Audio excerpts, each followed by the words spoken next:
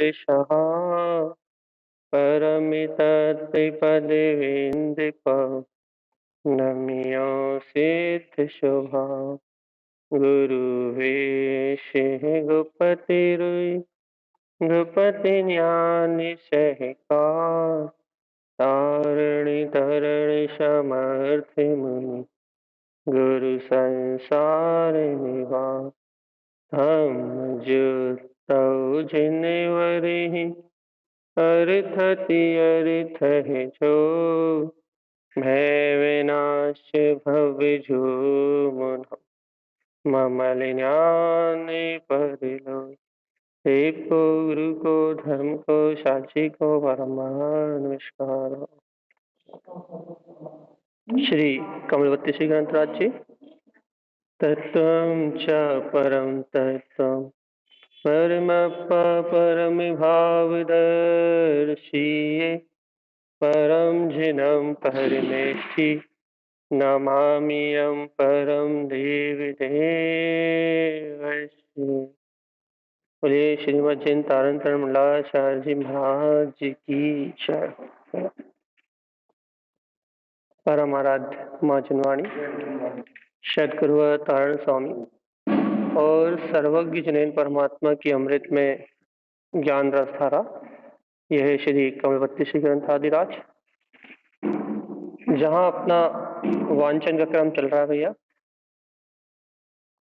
आचार्य श्री तारण स्वामी जी हमें उपदेश दे रहे हैं, सीधा सा उपदेश दे रहे हैं कि वैराग्यम दिव्य उपन्नम जनरंजन राग भाव गलियम चा कलरंजन दोष विमुक्तम मनरंजन गारवेन तिक्तम चा।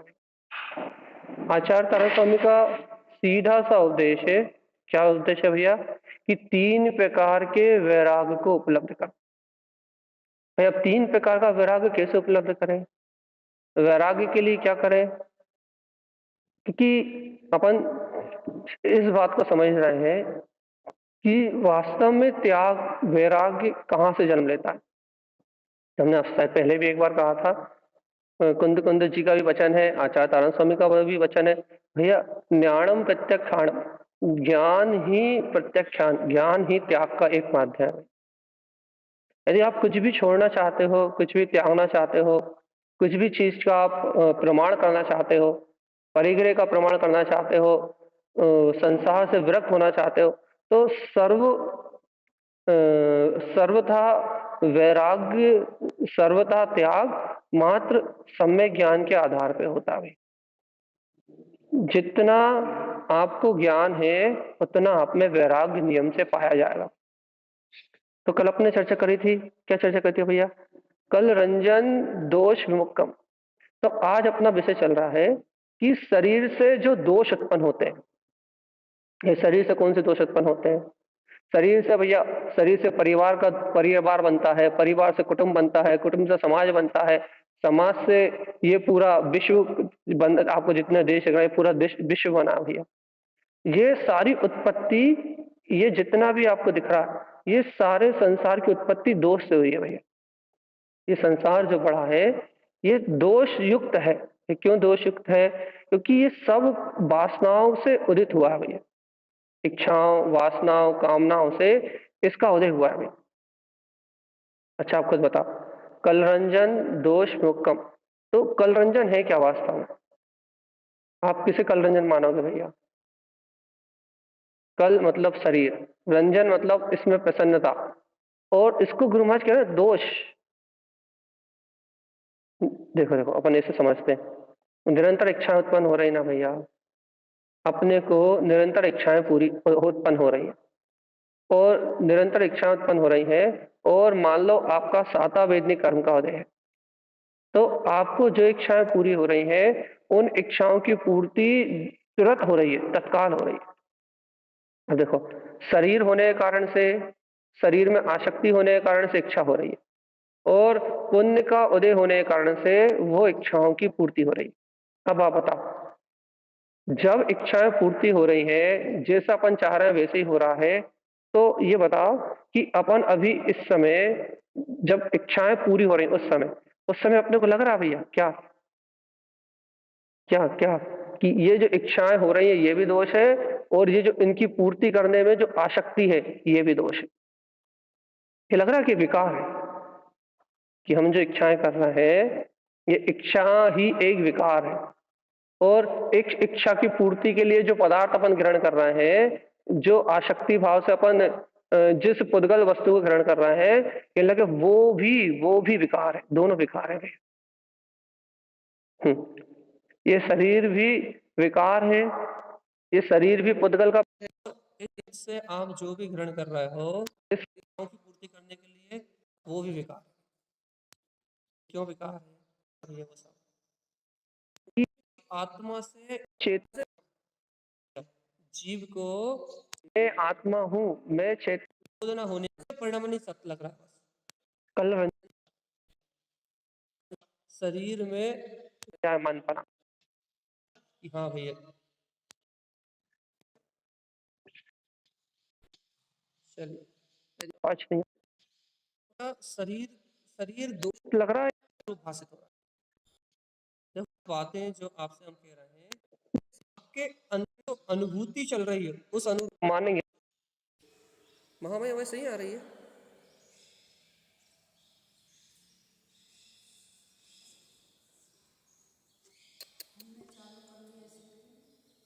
कट कट के आ ब्लूटूथ चालू तुम्हारा?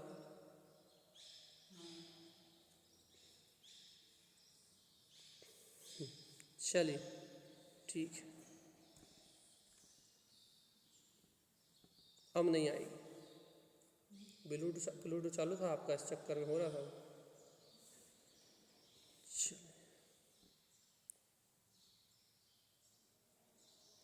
ठीक है, तो अपन क्या कह रहे हैं भैया कि अपने को जो शरीर में एकत्र लग रहा है, शरीर में जो अपनत्व लग रहा है, वो शरीर में एकत्र अपनत्व रूप जो अपने को अनुभूति हो रही है, उसके कारण से उस शरीर के उपभोग में जो सुख महसूस हो रहा है, वो शरीर के जो उपभोग में अपने को जो सुख अनुभूति हो रही है ना, वो ही कलरंजन है। लेकिन भगवान जी अपने को कलरंजन नहीं लगा। आप खुद बताओ, साता वेदनी के उदय में अपने इच्छाओं कामनाओं की जो पूर्ति हो रही है, उस समय आपको लग रहा है कि ये दोष है, इसे त्यागना है। यदि आपको उस समय लग रहा है कि ये दोष है तो मानेंगे भैया कि आपको वैराग्यम तिव्योपन्नम, कि भैया आपको सच्चा वैराग है। क्योंकि भैया देखो, जब अनुकूल स्थितियां ना हो, जब अपन आकुलित हो रहे हों, इच्छाएं हो रही हों, उनकी पूर्ति नहीं हो रही हों, असाता वेदनी कर्म का उदय हो, तब तो सब लोग वैरागी हो जाते हैं भैया। वैरागी हो जाते हैं मतलब ये कहने लगते हैं भैया, क्या कहने लगते हैं कि भैया हमें तो क्या बोलते हैं, संसार में बहुत दुख है, संसार अब अच्छा नहीं है भैया, संसार अनिष्ट है। जब असाता वेदनी कर्म का उदय हो तब तो सब कह देते हैं कि संसार असत्य है भैया, संसार झूठ। लेकिन जब आपकी इच्छाओं की पूर्ति हो रही हो तब कह के बताओ कि संसार असार है, असत्य है, अनिष्ट है, तब कहो। तब नहीं होती भावना भैया, तब नहीं होती भावना। तब क्यों नहीं होती भैया भावना? क्योंकि भगवान जी इस शरीर में, इस संयोग में, इस शरीर में इतना गाढ़ा ममत्व है, इतना अधिक एकत्व है कि जीव इस शरीर से भिन्नता का विचार भी नहीं कर सकता। इतना एकत्व है। इस एकत्व का नाम है कलरंजन दोष। एक उदाहरण दें आपको कि आपको ऐसा लगता है कि भैया अपन काय का भोग कर रहे हैं, आपको ऐसा लगता है ना कि भैया हम तो बिल्कुल सात्विक पदार्थ का भोग कर रहे हैं, हम तो बिल्कुल क्या कहते हैं, बिल्कुल 16 का आहार कर रहे हैं भैया, बिल्कुल शुद्धि का भोजन कर रहे हैं। हम तो भैया कहाँ कलरंजन दोष कर रहे हैं? हमें कलरंजन दोष तो हम जब मानेंगे ना, जब हम क्या बोलते हैं, अमर्यादित भोजन करें। तो अमर्यादित भोजन करने वाले तो कलरंजन दोष नहीं, वो तो मिथ्या दृष्टि मूढ़ संसारी जीव, वो तो संसार में रोने वाले। लेकिन भैया आप अपने को सकता ना भैया हम तो बहुत सात्विक भोजन कर रहे हैं, बहुत अच्छा भोजन कर रहे हैं, हमें कलरंजन दोष है या नहीं? बताओ। अच्छा, हम तो भाई 16 का भोजन कर रहे हैं, बिल्कुल सात्विक भोजन कर रहे हैं, हमें कलरंजन है या नहीं है? हम तो सफ़ेद कपड़े पहन रहे हैं भैया, सफ़ेद कपड़े पहन रहे हैं, कलर कपड़े नहीं पहन रहा है, हमें कल रंजन है या नहीं? बताओ बताओ बताओ, जल्दी बताओ बताओ, अब तो आवाज़ आ रही है सही।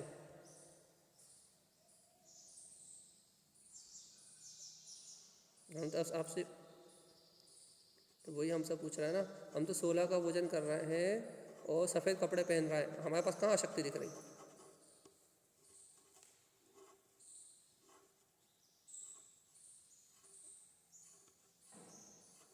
अब तो ये बता हमें कल रंजन है या नहीं है बस।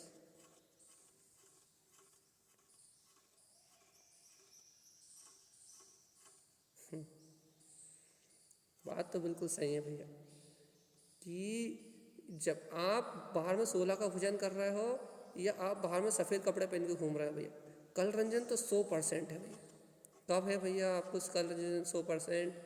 भैया आपको कल रंजन 100% जब है तब आपको पूरा 16 का भोजन मैं कर रहा हूँ और ये सफ़ेद कपड़े मैं पहन रहा हूँ, पूरा एकत्वपना तो आपका इस देह से ही है ना। आपको उस निराकार ज्योति स्वरूप आत्मा का बोध कहाँ आ रहा? आप संसार में लगे हुए भी उसे भूले हुए थे, आप पाप परिग्रह में लगे थे तब भी उस आत्मा को भूले हुए थे, आप भैया इंद्रिय विषय भोगों में लगे हुए थे जब भी उस आत्मा को भूले हुए थे, और भैया अब आप शुभ क्रियाएं में लग गए तो भी आप उस आत्मा को भूले हुए। और भगवान आत्मा आप जिस 16 के भोजन का इतना बहुमान कर रहे हो वो एक इंद्रिय का कलेवर ही तो है, एक इंद्रिय का शरीर ही तो है, एक इंद्रिय जीव का शरीर ही तो है वो। तो भैया हम तो शुद्धि करके भोजन कर रहे हैं ना। हाँ तो भैया क्या कर रहे हो आप? कह रहे भैया हम त्रस्त काय के जीवों की हिंसा का संपूर्ण त्याग करने का, भैया किसी ने अणुव्रत लिए हैं, किसी ने प्रतिमाएं ली हैं, तो उसने क्या करा भैया? त्रस्त काय के जीवों की संपूर्ण हिंसा का त्याग करा। तो क्या कर रहा भैया? स्थावर काय के जीवों की हिंसा का त्याग न होने से एक इंद्रिय आदि भोज्य पदार्थों का भैया उपयोग कर रहा है। तो भैया हमने प्रतिमाएं ली, भैया हमने अणुव्रत लिए, तो हम क्या कर रहे हैं भैया? हम दो इंद्रिय आदि जीवों की बिल्कुल हिंसा नहीं कर रहे हैं, उनकी रक्षा कर रहे हैं। ये बहुत अच्छी बात है, आश्रव कम होगा, पाप आश्रव कम होगा। लेकिन ये तो बताओ तुम उस हिंसा का त्याग करके बैठे हो, क्या बोलते हैं, सात्विक भोजन कर रहे हो, सफ़ेद कपड़े आपने धारण कर रखे हैं, तो आप ये तो बताओ भगवान आत्मा, जैसे हम सफ़ेद कुर्ता पजामा पहन रहे हैं, आप ये बताओ कि आपको उस शरीर से भिन्न जो अपना अंतर आत्मा है उसका बोध आ रहा है या नहीं आ रहा? पहले ये तो बताओ। क्योंकि कल रंजन काहे को मानोगे आप? कल रंजन काहे को मानोगे? कल रंजन मानेंगे हम देह से जो एकत्व की वासना आपके अंदर में, उसे कल रंजन मानेंगे भैया। और भैया जो व्यसनों में डूबा हुआ उसको क्या कहोगे आप? जो अवक्ष खा रहा उसको क्या कहोगे आप? जो भैया संसार शरीर भोगों में लगा हुआ उसको क्या कहोगे? भैया उसके लिए तो कुछ कहेंगे ही नहीं। क्यों? क्योंकि उसका तो मोक्ष मार्ग से कोई संबंध ही नहीं है, उसका तो जिनेंद्र भगवान की वाणी से कोई संबंध ही नहीं, तो उसके लिए तो कुछ कहना ही नहीं है ना। यहाँ किसकी चर्चा चल रही है? यहाँ तो उनकी चर्चा चल रही है जो पुण्य और पाप दोनों अवस्थाओं से विरक्ति की बात को कहना चाह रहे हैं, जो पुण्य और पाप दोनों से छूटने के लिए तैयार हैं। क्या भैया? कि पुण्य भी कर्म प्रकृति है, शुभ भाव भी कर्म प्रकृति है, और अशुभ भाव भी कर्म प्रकृति है भैया। ये दोनों का परिणमन अपना यथावत है बस, लेकिन सम्यक दृष्टि ज्ञानी के जीवन में शुभ का व्यवहार देखा जाता है, त्याग तपस्या देखी जाती है, उसका सम्यक आचरण देखा जाता है। लेकिन भगवान आत्मा वो जो सम्यक आचरण आपको दिख रहा है व्यवहार में, वो उसके विवेक का उपयोग है, वो उसका विवेक है। लेकिन भगवान आत्मा वो कहाँ है? कल रंजन क्या है? कल रंजन, कल रंजन किसे कहोगे आप? कि उसका जो परम जुड़ान रूप एकत्व का भाव है, उतना कल रंजन है भैया, जितना आपका शरीर में मैपना। अच्छा एक बात बताओ, नींद में भी नाम लो अमित तो नींद खुल जाती है। जब आप बताओ, अपन तो कह रहे हैं नींद मतलब मूर्छा। देखो देखो बहुत अच्छे सुनो, अपन क्या कह रहे हैं भैया? नींद मतलब मूर्छा, कि ये नींद लगी है मतलब जी मूर्छा में। ये नींद मतलब मूर्छा नहीं, क्या नींद मतलब मूर्छा नहीं है? तो फिर क्या? अमित बोला ना, अमित नाम लेते से जो उड़ गया उसका नाम मूर्छा। बात समझ में आई?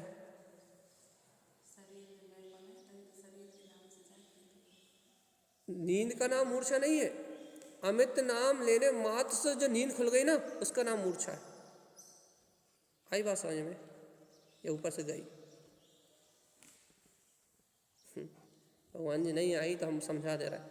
भगवान जी उस अमित नाम की जो मेपने, उस शरीर के नाम में जो अमित के नाम में जो मेपना है, वो मेपने का नाम मूर्छा है। परिग्रह का नाम मूर्छा है। मूर्छा का नाम परिग्रह है। क्या ना? परिग्रह क्या है? उस पर को ग्रहण करने की जो आसक्ति अंदर में पड़ी हुई है, उसका नाम मूर्छा है। और भैया जब तक इस शरीर में मेपना है, तब तक कलरंजन दोष का किसी भी हालत में त्याग नहीं हो सकता। क्योंकि भैया शरीर में रंजायमन पना तोड़ना है, तो शरीर में रंजायमन पना तोड़ने के लिए व्यवहार से व्यसनों का त्याग होगा, व्यवहार से संयम होगा, लेकिन भैया अंतर से क्या होगा? अंतर से इससे एकत्व टूटे भगवान आत्मा। इसके उठने बैठने, चलने पीने, खाने सोने, ये जो इसकी दिन रात की हरकतें हैं, इन हरकतों के होते समय दिन रात के इसके नहाने धोने, मंजन करने, उठने बैठने, दिन रात के इसके संस्कारों का जो अपन पोषण कर रहे हैं, इसे खिला रहे हैं, पिला रहे हैं, नहला रहे हैं, सुला रहे हैं, इन संस्कारों के बीच में बोध तो आए भगवान जी कि हमारा पूरा जीवन जड़ की सेवा में जा रहा है। हमारा पूरा जीवन इस पुद्गल नाशवान शरीर, इस जड़ की सेवा में हमारा पूरा जीवन निकल रहा है। और भगवान आत्मा यदि इस जड़ की सेवा में ही हमारा पूरा जीवन निकल गया, तो भगवान आत्मा हम कहाँ जाएंगे? क्या होगा हमारा? पूरा जीवन काहे में निकल रहा है भैया? जड़ की पूजा में, जड़ की सेवा में। क्या करना है भगवान आत्मा? कि ना भाई काहे में निकल रहा है पूरा समय? कि ना शरीर के पोषण में पूरा दिन निकल रहा है। पूरा 70-50 साल 60 साल, मतलब 50 साल 60 साल क्या किया तुमने? काहे के बोध में जिए? कि ना भैया पूरे जीवन इस शरीर के बोध में जी, इस शरीर से जुड़े हुए कर्तव्यों का पालन करा। सुनो, घर हो, पुत्र हो, परिवार हो, पत्नी हो, पति हो, देश हो, समाज हो, सारा व्यवहार इस शरीर से जुड़ा हुआ है। इस शरीर की सुरक्षा के लिए, पड़ोसी की रक्षा भी इसलिए है कि हमारी सुरक्षा हो सके। सारा का सारा जीवन, सारा का सारा व्यवहार इस शरीर की सुरक्षा के लिए है।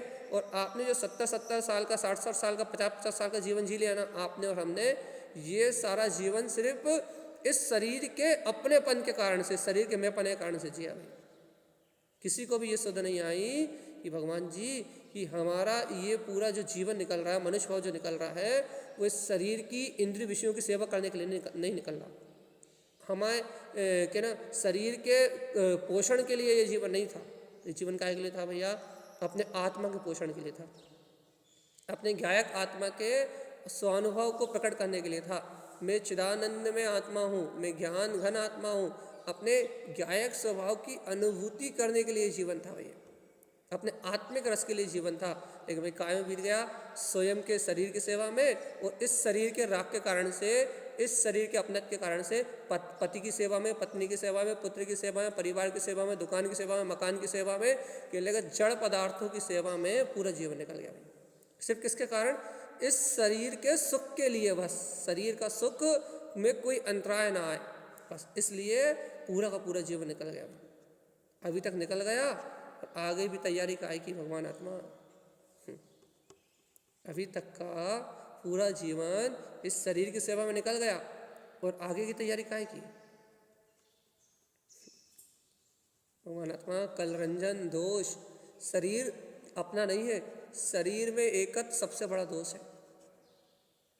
शरीर में एकत्व की भावना, शरीर में जुड़ान की जो भावना है, वो सबसे बड़ा दोष है। क्यों? क्योंकि इससे जुड़ते ही सारा संसार अपना लगता है। इससे जुड़ते ही भूख प्यास सुख दुख सब उत्पन्न हो जाते हैं। और भैया इस शरीर से एकत्व टूटते ही सुख दुख संसार अपने आप छूट जाता है। कितना सरल है कि भैया यदि आपको ये बोध हो जाए कि ये शरीर क्षणभंगुर है, नाशवान है, विनाशिक है, और भैया मैं आत्मनित्य हूँ, तो इस संसार से वैराग लेने में या इस विषय आसक्ति से विरक्त होने में ज़्यादा देर नहीं लगेगी।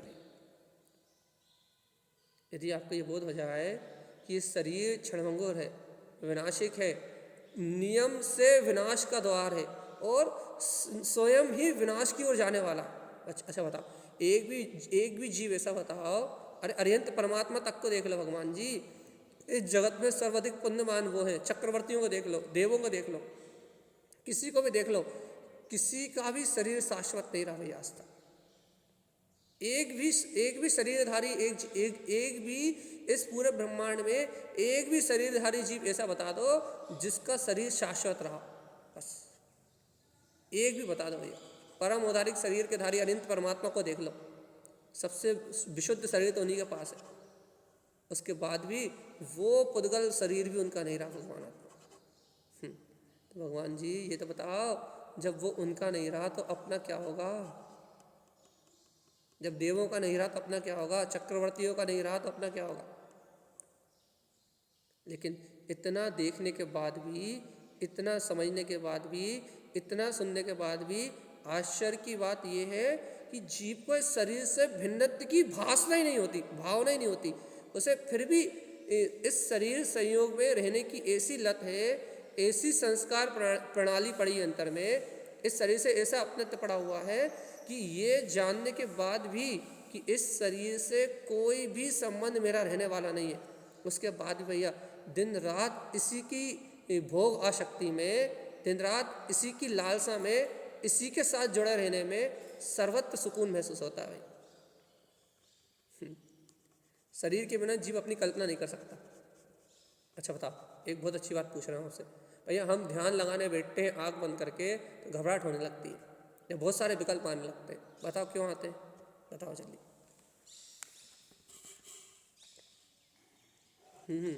जल्दी बताओ। हम आत्मा की बहुत अच्छी बात कह रहे हैं हम आपसे, आपके जीवन की घटना।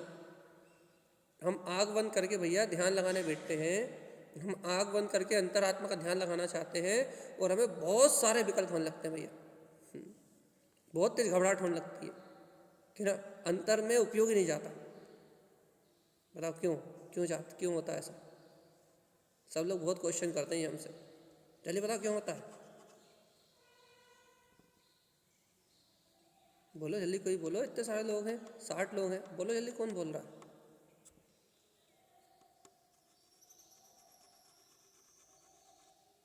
कोई नहीं बोलेगा। हाँ बोलो बोलो।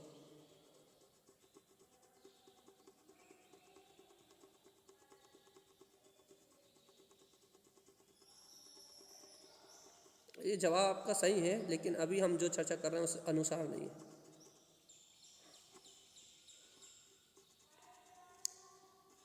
उदय भाई जवाब आपका भी सही है, लेकिन जो चर्चा हो रही वो नहीं है। चलिए बताओ कोई और। बोलो बोलो कौन?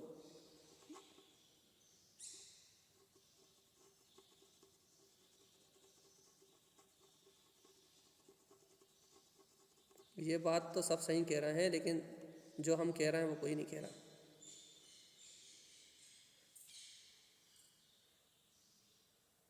हाँ आप तो कहा तो सही है, लेकिन शब्द सही नहीं बोले। हम ही बोल दे रहे इतना टाइम ना लेके। भगवान आत्मा म्यूट कर लो सब लोग।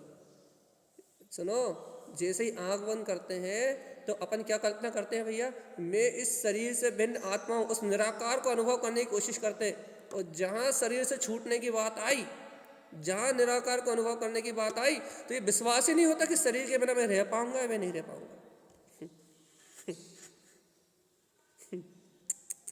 ये विश्वास ही नहीं होता कि इस पुद्गल कचरे के पिंड के बिना वो निराकार जिसको तुम शुद्ध भाव का अनुभव करने की कोशिश करते हो ना, वो शुद्ध भाव निराकार है, वो ज्ञान स्वरूपी आत्मा निराकार है, वो वीतराग तत्व निराकार है, वो इस शरीर के रूपी पदार्थों से अलग है। जैसे ही आग बंद करके चिंतन करने की कोशिश करते हो तो सबसे पहले क्या बोध आएगा भैया? कि मैं इस शरीर से भिन्न हूँ, मैं निराकार हूँ। तो जैसे ही उस निरवलंबन तत्व को उपलब्ध करने का अभ्यास करते हो तो मन पहले ही भयभीत हो जाता है। काहे के लिए भयभीत हो जाता है? भगवान जी शरीर में इतना गाढ़ मेपना है, इतना गाढ़ मेपना है कि वो इसके बिना अपनी कल्पना तो कर पाए। जीव को विश्वास तो, श्रद्धांत तो कि मैं शरीर से भिन्न हूँ, तब तो वो आंख बंद करके अपने निराकार तत्व के अभ्यास में, अपने ध्रुव तत्व के अभ्यास में आगे बढ़े। लेकिन उसे तो विश्वास ही नहीं है कि ना कि मैं निराकार हूँ, मैं शरीर से रहित हूँ। तो इसके बिना अपनी कल्पना कैसे करे? इसके बिना सत्य को कैसे स्वीकार करे? मैं ब्रह्म स्वरूपी वीतराग तत्व भगवान आत्मा, वो अपने शाश्वत ज्ञान पिंड को अंगीकार कैसे करे? भैया अंगीकार क्यों नहीं कर पा रहा वो? क्योंकि उसे विश्वास ही नहीं है ना कि मेरे अंदर में वो वीतराग शक्ति है, वो निरावलंबन ध्रुव तत्व है, मेरे अंदर में वो शुद्ध वीतराग चेतन शक्ति है। अविश्वास होने के कारण से घबराहट होने लगती है भैया, भय लगने लगता है, चित्त विचलित होने लगता है। और भैया जब निराकार की कल्पना करते हैं तो दिन भर के संकल्प विकल्प, दिन रात के संस्कार ये तो पेरते ही है, लेकिन भगवान पहले तो ये पेरता है कि शरीर से भिन्नता का अनुभव कैसे करा जाए, शरीर को छोड़ा कैसे जाए। जब तक शरीर से अपनत नहीं टूटेगा तब तक ध्यान कैसे, धर्म ध्यान कैसे करोगे चेतन आत्मा? क्यों? क्योंकि धर्म ध्यान तो उसी समय होगा जब तुम वस्तु स्वभाव को स्वीकार करोगे। जब शरीर से भिन्न ज्योति स्वरूप आत्मा स्वीकार होगा तो धर्म ध्यान होगा भगवान जी, और नहीं तो धर्म ध्यान नहीं। आँख बंद करके बैठोगे भी तो कर्मों का ध्यान होगा। दिन रात कौन से कर्म करें हमने? शुभ कर्म करे तो शुभ कर्म का ध्यान होगा, और अशुभ कर्म करे तो अशुभ कर्म का ध्यान होगा। देह से मेपना टूटे तो धर्म ध्यान हो। अब मेपना ही नहीं टूटा तो कहाँ से लाओगे ध्यान? कहाँ से ले आओगे? कहाँ से चिंतन कर लोगे? कहाँ से आत्मा का अनुभव हो जाएगा? ये बात जीव को समझ भी नहीं आती। हम कितना अच्छा उदाहरण दिए, हमने आपको दो उदाहरण दिए। नींद में आपके नाम लेते से ही आप नींद से क्यों उठ जाते हो? क्योंकि उस नाम में इतना गाढ़ मेपना है कि वो नाम ही अपना भाषित होता है, शरीर का नाम ही अपना नाम भाषित होता है, वो ही मैं हूँ। तो नींद में भी वो जगह देता है, मैं पने का वो भाव नींद में भी जगह देता है। आँख बंद करते से ही भैया घबराहट क्यों नहीं लगती है? क्योंकि भैया शरीर से एकत्व की भावना टूटी नहीं है। आँख बंद करके कैसे देखोगे? शरीर को देखो अभ्यास। अच्छा, आँख बंद करो और शरीर की कल्पना करो कि हमारा शरीर ऐसा है, हमने ऐसा खाया, हमने ऐसा पिया, हम यहाँ घूमने गए थे, हमने पिकनिक में यहाँ ऐसा करा, हमने ऐसी फोटो खिंचवाई, हमने ऐसे भोग करे। आँख बंद करो, अब प्यारे सारे भोगों का स्मरण करो, कोई डर नहीं लगेगा। और सारे के सारे ऐसे झूलेंगे आँखों के सामने जैसे कि हम अब भी कर रहे हैं, सब सामने झूलेंगे। बताओ क्यों क्यों झूलेंगे? इतना सरल क्वेश्चन का आंसर नहीं दे पाए तो हमारे यहाँ चर्चा करना ही बेकार है। चलिए बताओ क्यों झूलेंगे?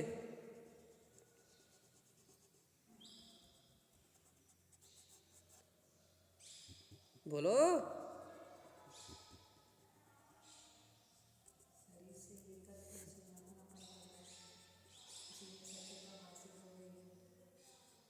भैया इसलिए झूलेंगे, सारे भोग आंख बंद करो, अब भी आंखों के सामने आ जाएंगे। क्यों आ जाएंगे भगवान जी? क्योंकि उस शरीर में इतना मेपना है कि उसकी कोई भी वस्तु याद कर लो आप, अपनी भाषित होती। चाहे भोग हो, चाहे काम हो, चाहे वासना हो, चाहे विषय हो। अरे तुम्हारी एक फोटो भी 10 साल पहले तुमने कोई फोटो खिंचवाई हो, उस फोटो को सामने रख दो कि अपन ने यहाँ ऐसा करा था, तो पूरा का पूरा स्मरण आ जाएगा, पूरी की पूरी अनुभूति आ जाएगी। और इस जीव से कहो कि तू निराकार वीतराग तत्व भगवान आत्मा है, तो कहता भगवान जी दिखता ही नहीं है वो आत्मा। उसको भी, आत्मा को भी एक शरीर के साथ बना दो तो कहना अब भी अनुभव कर ले हम।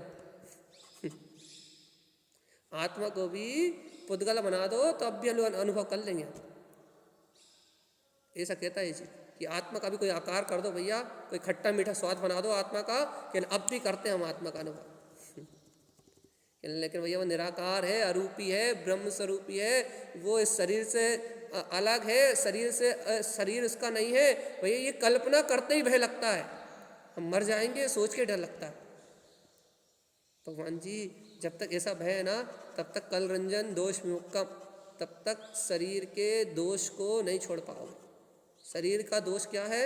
शरीर के एकत्व सहित शरीर की सेवा ही शरीर रंजन दोष है, कल रंजन है। कल रंजन, कल रंजन, कल रंजन, जीवात्मा कल रंजन। दादा क्या करें?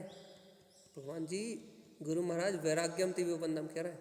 पहला उन्होंने जनरंजन वैराग कहा था कि इस संसार से वैरागी हो, दुनिया की जो लौकिक परंपराएं हैं उनसे अलग धर्म का विचार करो, वस्तु स्वरूप का विचार करो। आप कह रहे हैं भैया कल रंजन अर्थात संसार, अब शरीर से वैराग की बात कर रहे हैं। कल रंजन मतलब शरीर के पोषण, शरीर को पोषित करने में जो रंजायमान पना होता है, शरीर को एकत्व भावना से पोषित करने में जो तुम्हें अपनत्व की वासना होती है, इस दोष को छोड़ो भगवान आत्मा। जब तक ये दोष तुम्हारे जीवन से नहीं जाएगा तो वो निर्दोष जो वीतराग परम तत्व ज्ञान में अनुभव प्रमाण जो तुम्हारा चैतन्य ज्योति स्वरूप आत्मा है ना, वो तुम्हारी स्वानुभूति में नहीं आएगा। और भटकते रहो 4 गति 84 लाख योनियों में। गोल गोल चक्कर लगाते रहो भाई।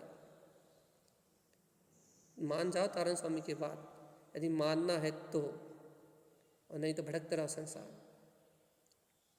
गुरु महाराज सीधी बात कर रहे हैं भैया। छूटना है तो आज से प्रसाद करो। कहाँ से छूटना है? फिर कल रंजन दोस्त से छूटना है तो आज से प्रसाद करो। क्या कि भगवान जी अपने लिए समय निकालो और निर्भय होके आंख बंद करके बैठो और बिना डर के निशंक होके, ये अंतर से आंख खुली हो या आंख बंद हो, ये निर्णय हर पल होना चाहिए। क्या कि ये ज्योति स्वरूप आत्मा में हूँ और ये पुद्गल अचेतन देह मुझसे भिन्न है। हर समय स्मृति होनी चाहिए इस बात की। और यदि तुम इस स्मृति को भूल रहे हो, इस सत्य को भूल रहे हो, इस वस्तु स्वरूप के सहकार को भूल रहे हो, तो नियम से शरीर के भोग में, प्रसन्नता में, शरीर के रंजायमान पने में आपका पूरा समय निकल रहा है। अरे भैया यदि शरीर के रंजायमान पने में आपका समय निकल रहा है तो समझ लो भैया दुर्गति में जाने का समय आ गया आपका। आप दुर्गति में जाने वाले हो। आज मान जाओ, अभी मान जाओ, आज अपने आत्मा कल्याण कर लो, अभी अपने आत्मा कल्याण कर लो, और नहीं तो भगवान जी बहुत पछताना पड़ेगा। आज अभी इस समय करना है तो आज कर लो, अभी कर लो, इस समय कर लो। गुरु महाराज की बात है ये, तारण तरण स्वामी जी की बात है ये। अपने गुरु महाराज समझा रहे हैं इस बात को कि भगवान आत्मा, ये शरीर किसी का शाश्वत नहीं है। चाहे अरिहंत हो, चाहे चक्रवर्ती हो, और चाहे चींटी हो, चाहे हाथी हो, चाहे निगोदिया जीव हो भैया, किसी का भी शरीर शाश्वत नहीं। अब ये बात अपने बोध में कब तक आती है? ये अपने हाथ में है भैया। क्योंकि जब तक आपको सुनते सुनते, समझते समझते, जब तक ये बात आपके अंतर से स्वयं उछल के नहीं आती, स्वयं उत्साह सहित नहीं आती कि वास्तव में कि शरीर से भिन्न मैं निराकार आत्मा हूँ, जब तक इस सत्य में आपका उत्साह नहीं आता, तब तक आप इस देह और इस देह की आसक्ति और इस देह के भोगों से नहीं छूट सकते भैया। शरीर में प्रसन्न होना भैया, हम कहाँ प्रसन्न होते हैं? हम तो भैया करना पड़ता है इसलिए करते हैं। भगवान जी ये बात वो कह सकता है जिसे अपने अंतर की प्रतीति है, बस ये उसके मुख से अच्छी लगेगी ये बात। हाँ, किसी ने म्यूट खोला। कौन सा? कल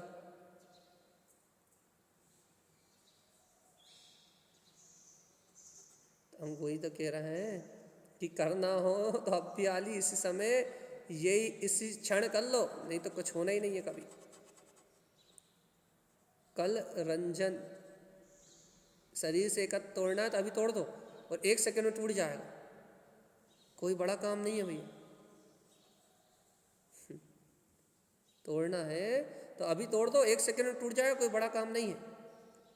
हाँ, यदि नहीं छोड़ना तो फिर बहाने बना भैया, जो बनाना हो बना।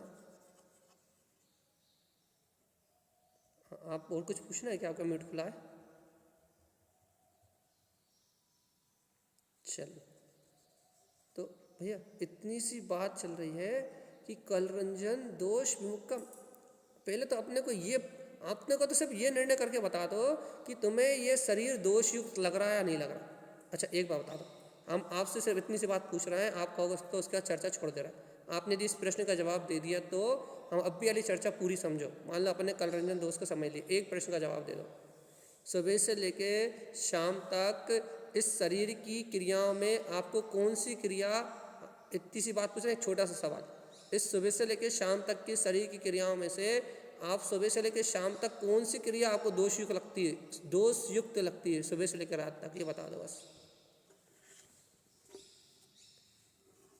हम आपका होश मान जाएंगे भैया कि आप होश में हो, आप जागृत हो। सुबह से लेकर रात तक आप हमारा एक प्रश्न का जवाब दे दो।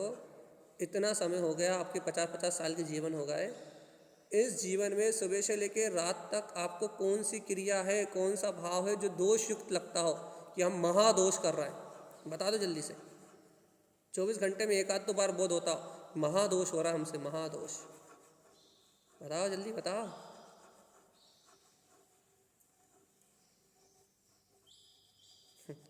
ये दोष तो तब लगता ना, हम ये पूछ रहे हैं आपको कब लगता है दोष युक्त, लगता है?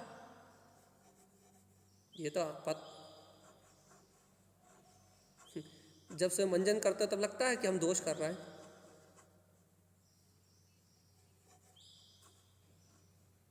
हम बताएं कौन सी क्रियाओं में लगता है? जिस क्रियाओं से नर्क जाने का भय हो, पाप वाली, उन क्रियाओं में लगता है।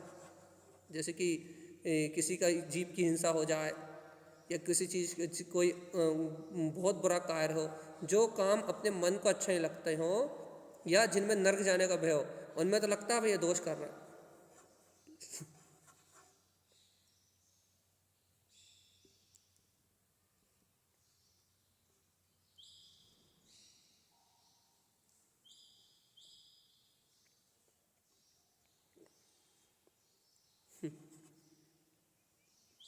जी बोले।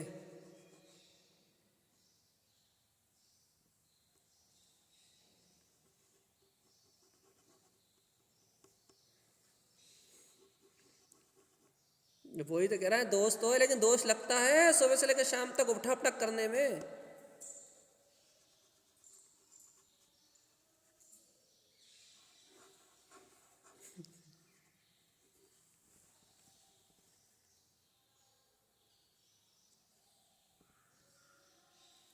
बस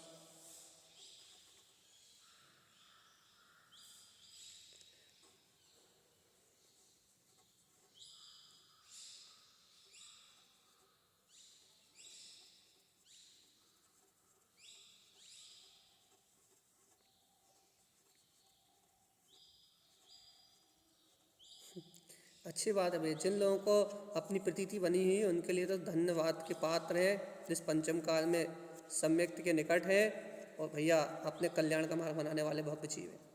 लेकिन भगवान जी, जिन्हें सुबह से लेकर शाम तक एक भी क्रिया में ऐसा नहीं लगता कि हम महादोष कर रहे हैं, भैया उनको जागृति जैसी कोई चीज़ नहीं है। आपकी बेहोशी को आप यहाँ से माप लो कि सुबह से लेकर शाम तक इस शरीर का एक भी काम ऐसा नहीं है जो दोष युक्त ना हो, ग्लानि युक्त ना हो, लेकिन अपने को वो विरक्ति नहीं आ रही, अपने को वो जागृति नहीं आ रही, अपना उपयोग अपनी ओर नहीं पलट रहा। इसका मतलब हम मूर्छा में हैं और हम ही कल रंजन दोष से संयुक्त हैं। बस जगा लो अपनी आत्मा को भगवान आत्मा। कब तक इस संसार के चक्कर में घूमोगे भगवान जी?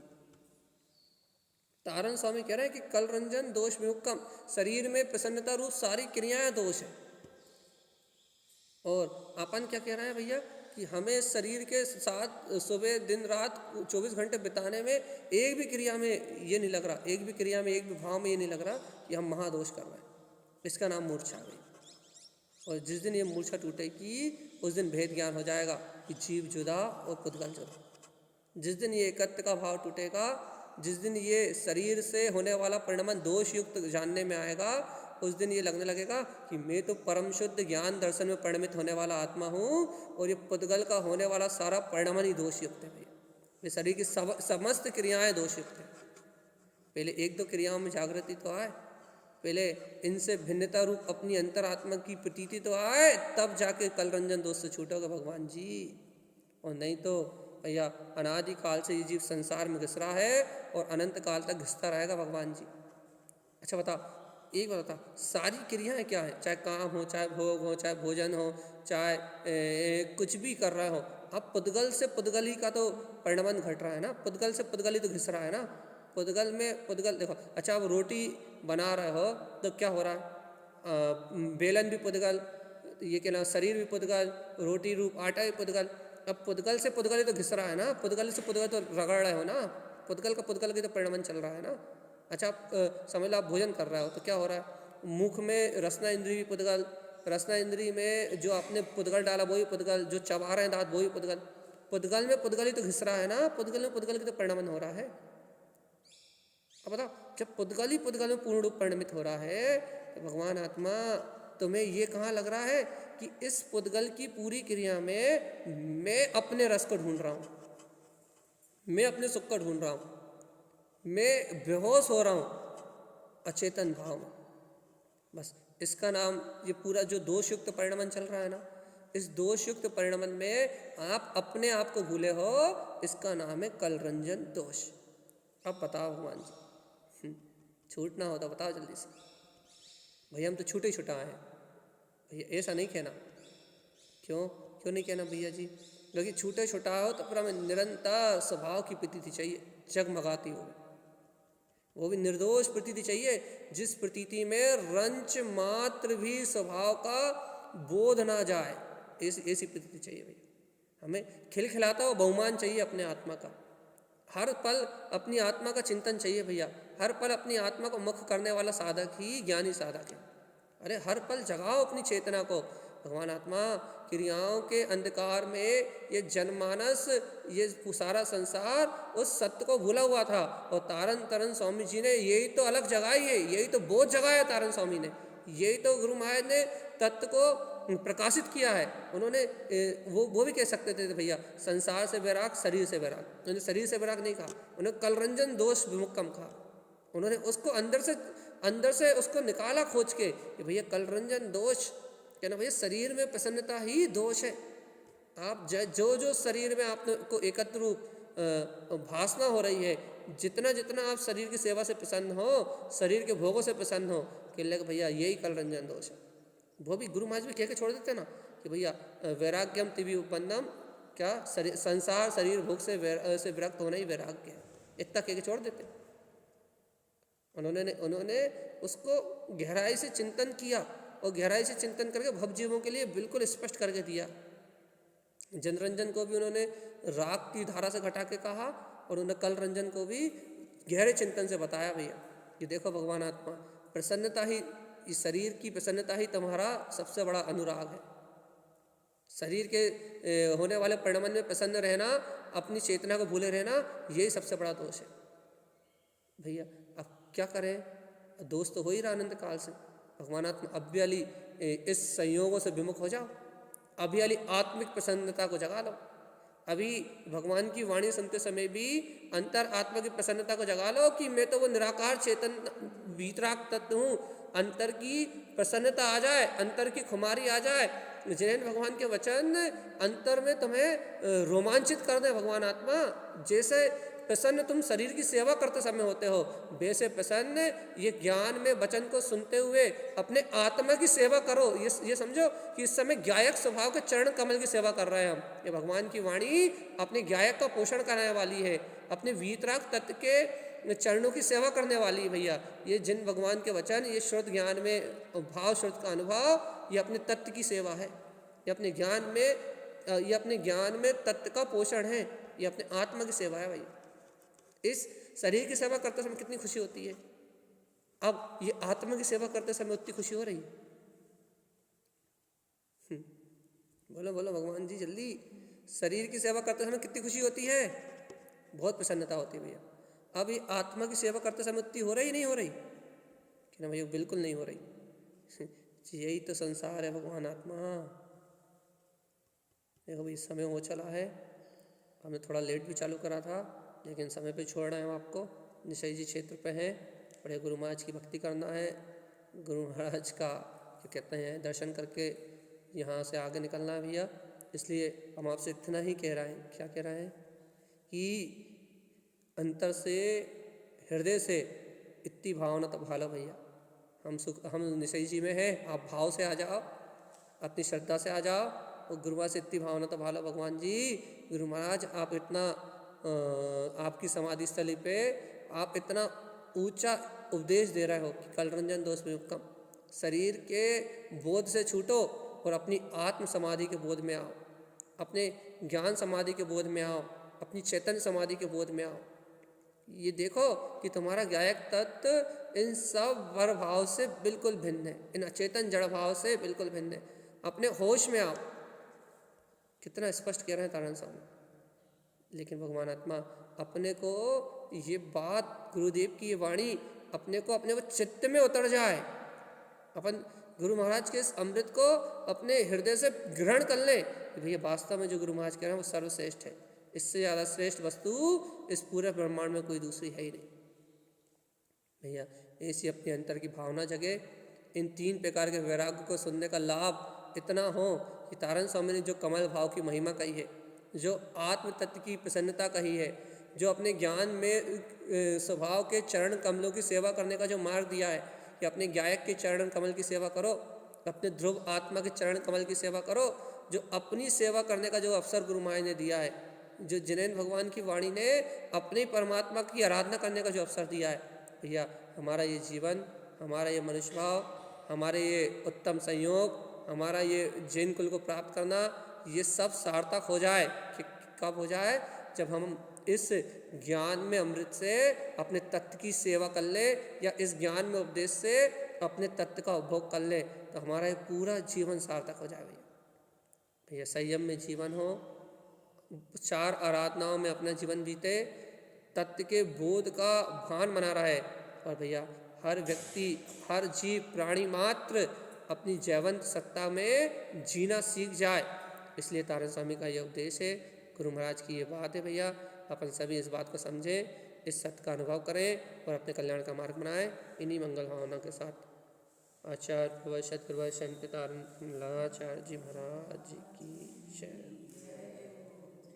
जय नमोस्तु तत्तम च नंदयानंदिमौ चेयनिनंद सहा परमितत्पद विंदिपौ नम्यो सिद्ध शुभा गुरु वेशे गुपति रुई गुपति ज्ञान सहका तारण तरण समर्थ मुनि गुरु संसार निवा धम्म जुतौ जिनवरहि अरिथति अरिथ जो भय विनाश भव जो मनो ममल ज्ञान परिलो देव को गुरु को धर्म को साची को।